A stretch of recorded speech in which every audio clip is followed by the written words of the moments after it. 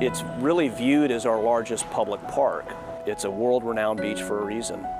How important is the beach to Delray's overall identity?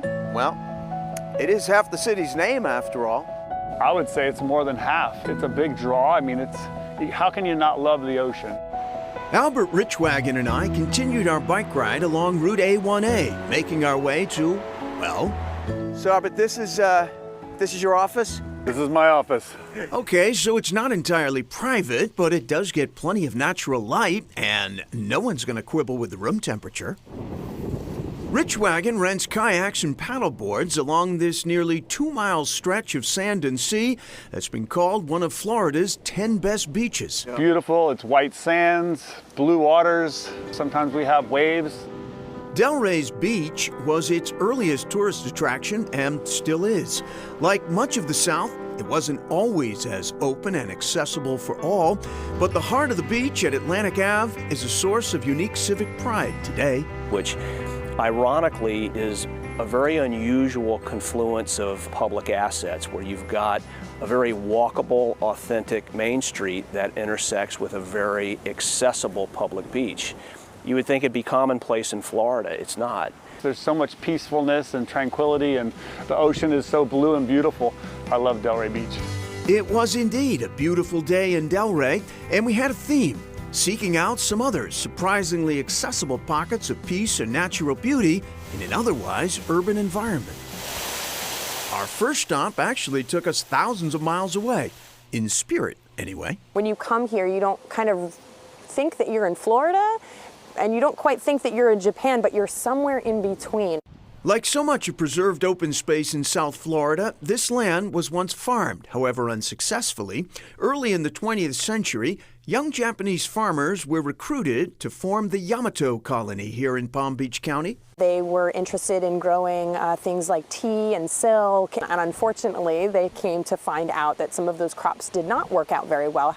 By the end of World War II, only one member of the original Yamato colony had stuck it out in Delray Beach, and eventually George Murakami donated his land to the county to be used as a park. Today, it's 16 acres of garden, nearly 200 acres of parkland, and most impressive, mere minutes from downtown Delray Beach. So people can kind of just get away and just feel the breeze, smell the different fragrances as they walk by.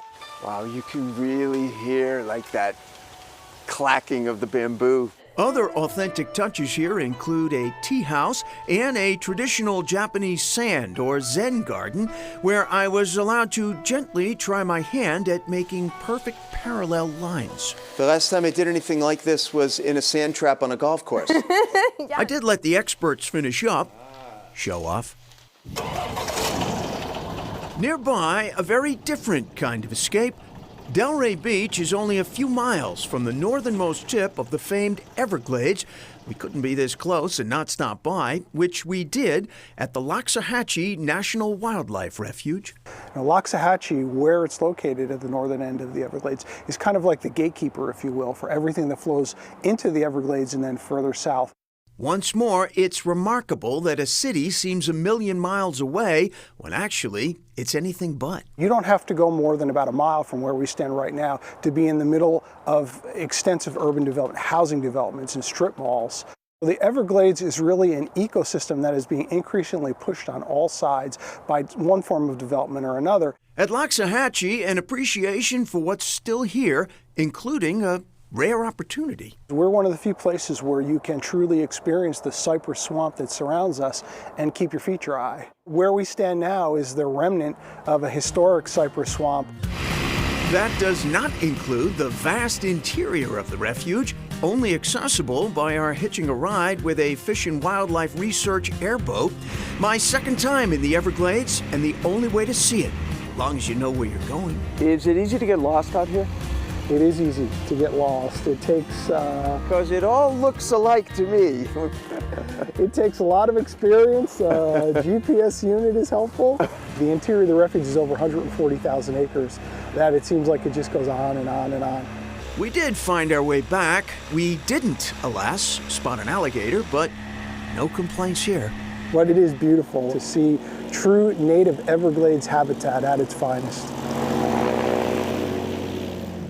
Private airboating is not permitted in the wildlife refuge, which spans 145,000 acres, but canoeing, kayaking, and hiking are welcome. And a word of warning: if you see an alligator, please skip the selfie. Just ahead, a tiny island with an outsized personality.